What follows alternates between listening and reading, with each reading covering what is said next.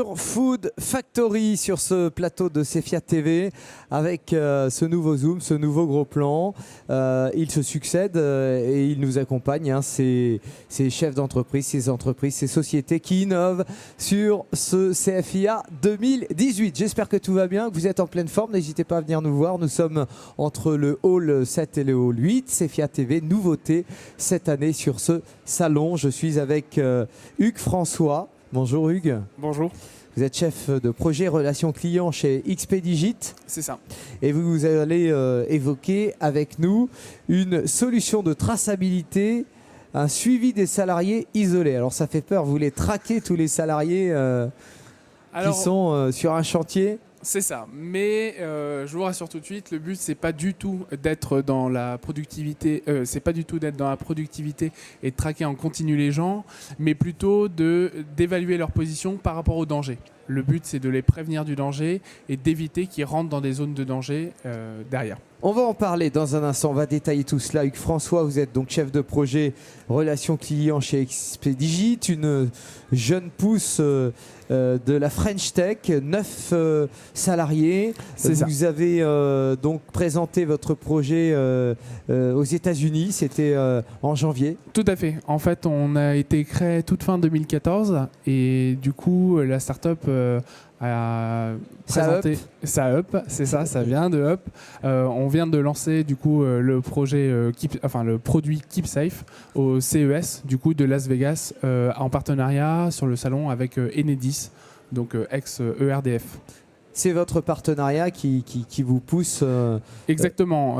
Sur le produit KeepSafe, en fait, on est en co-développement. Ça a vraiment été une solution développée en partenariat avec eux de A à Z. Donc là, c'est une solution qui a maintenant eu 1 an et demi de développement de différents prototypages et qui est en déploiement du coup chez Enedis. Voilà, sur le territoire français. Et chez Enedis, ça fonctionne bien? Oui, chez Enedis, ça fonctionne bien. Ça roule. Ok, on va avancer, hein, on va aller plus loin, on va vous expliquer quelle est cette innovation sur CFIA TV, cette innovation qui peut révolutionner, je pense, la société économique, en tout cas peut-être plus le BTP, plus les... Non, il y a exactement. Pas... Nous, on est plus sur tout ce qui est chantier mobile. Après, ça peut être dans des zones, dans des usines, exactement d'agroalimentaire également. J'ai discuté sur, par exemple, de l'élagage ou du ramassage de fruits et légumes, donc ce qui peut nous concerner aujourd'hui, et qui, du coup, permet de définir des zones de risque et d'éviter d'entrer dans ces zones. C'est vraiment ça le but. Quand nous avons préparé cette interview, vous m'avez parlé d'hypercontextualisation. C'est quoi ce mot barbare? Alors, l'hypercontextualisation, en fait, le but, c'est de contextualiser l'information. Qu'est-ce que ça veut dire? En fait, ça veut dire que les hommes, en général, sont conscients de leur environnement. Et ce qui serait bien, c'est que l'environnement soit conscient des hommes et qu'ils puissent, du coup, leur apporter de l'information. Donc, c'est donner de l'information en fonction du contexte. La position, par exemple, de l'utilisateur et, du coup, de lui fournir l'information sans qu'il ait besoin d'aller la chercher. C'est ça l'objectif. En résumant, la bonne information au bon endroit, au bon moment. C'est ça? Exactement, c'est ça. Alors, on va essayer maintenant de matérialiser.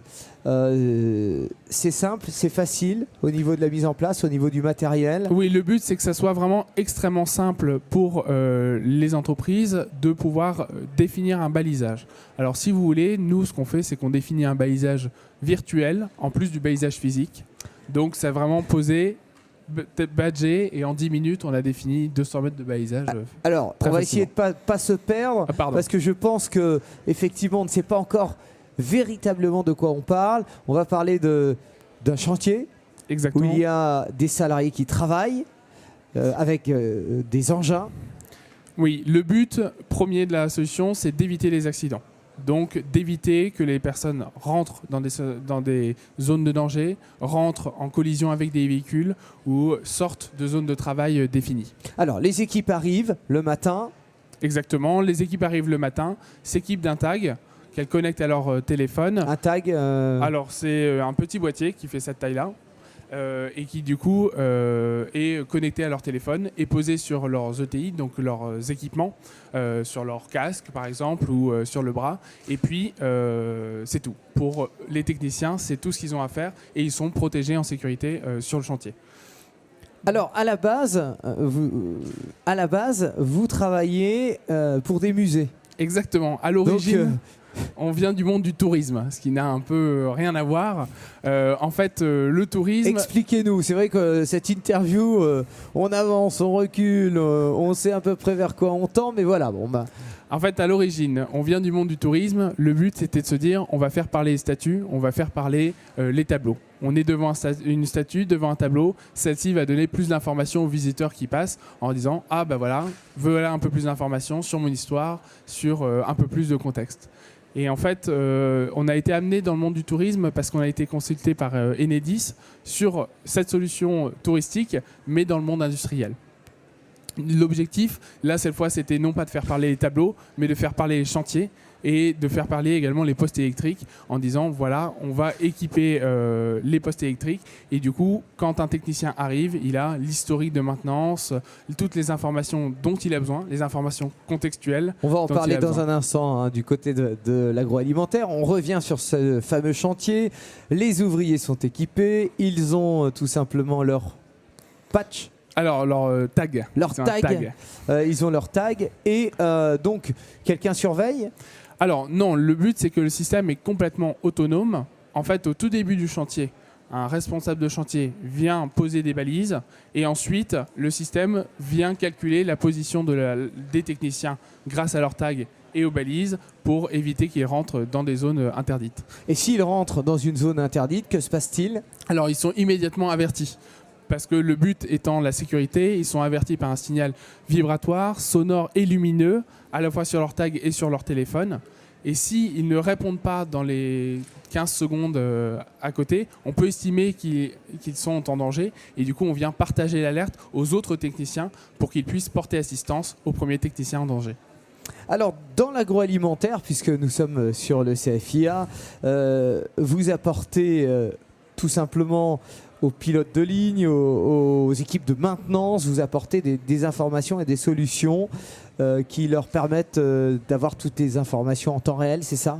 Alors le but là sur KeepSafe, c'est vraiment d'assurer leur sécurité. Donc de leur apporter des informations de sécurité, d'éviter des collisions avec des véhicules. Par exemple, dans une usine, c'est tout à fait le cas. C'est-à-dire que dès qu'un véhicule s'approche d'un piéton, parce que traversée compliquée ou zone partagée, eh bien à ce moment-là, on avertit le conducteur pour qu'il puisse arrêter le véhicule et on avertit le technicien pour qu'il puisse rester en sécurité. Les équipes de maintenance, on a parlé des équipes de maintenance qui pouvaient avoir l'historique des informations.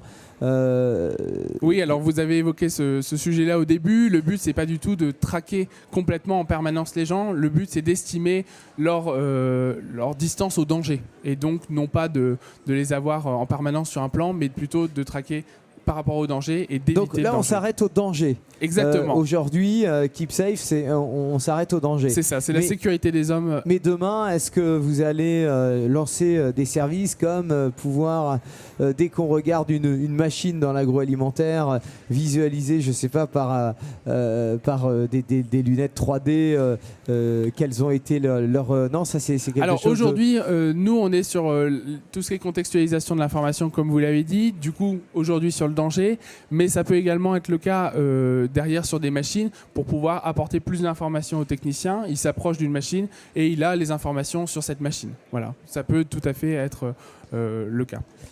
Vous avez des premiers retours par rapport à votre partenaire, des premiers retours par rapport à Enedis, ça a évité des accidents, le taux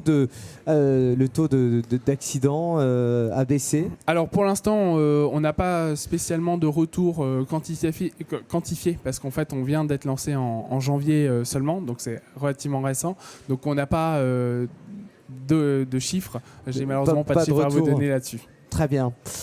Future Food Factory, XP-Digit, solution de traçabilité suivi des salariés isolés. Où peut-on vous joindre ? Alors, on peut me retrouver déjà en effet à l'usine du futur que vous avez évoqué, au 10. Et on peut également nous retrouver sur notre site internet, donc c'est www.xp-digit.com. Est-ce que vous avez trouvé des clients sur ce CFIA? Oui, ça 2018? a vraiment été l'occasion de rencontrer différentes personnes très intéressées par justement la prévention des risques. On va pas donner des noms, hein, c'est confidentiel. Non, malheureusement. C'est pas encore signé. C'est ça. Merci beaucoup. Merci Hugues François, vous êtes chef de projet relations clients chez Expédigit. Expédigit, solution de traçabilité, comme on l'a dit. On suit les salariés isolés start-up qui montent. CFIA TV, la suite, bon après-midi, les dernières heures. On se retrouve dans quelques instants pour une nouvelle interview sur ce plateau. À tout de suite.